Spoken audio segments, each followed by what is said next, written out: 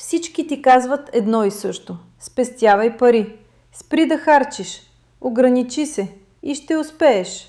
Но никой не ти казва истината. Само със спестяване няма да станеш финансово свободен. Да, това звучи противоречиво, но е истина. Защото можеш да спестяваш години наред и пак да не излезеш напред. Защо? Защото спестяването има лимит. Можеш да намалиш разходите си до определена точка, но не можеш да ги намалиш до нула. Винаги ще има сметки, храна, живот и в един момент няма какво повече да спестиш. И тук повечето хора спират.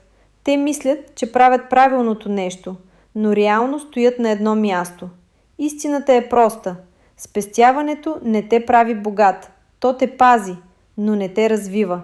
И ако разчиташ само на него, винаги ще играеш защита, а не атака. Богатите хора мислят различно. Те не питат как да харча по-малко, те питат как да правя повече. И още по-важно, как да накарам парите да работят за мен. Защото има огромна разлика. Едното те ограничава, другото те разширява. Спестяването е началото, но не е целта. То ти дава контрол, но не ти дава свобода.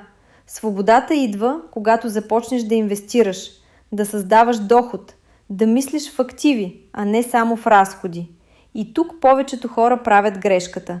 Те се страхуват да използват парите си, държат ги, пазят ги, но не ги карат да растат. И така губят най-важното – времето, защото парите, които не работят, губят стойност, а времето не се връща.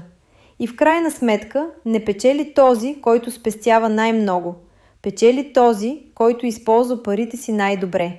Така че следващия път, когато си кажеш трябва да спестя повече, задай си друг въпрос.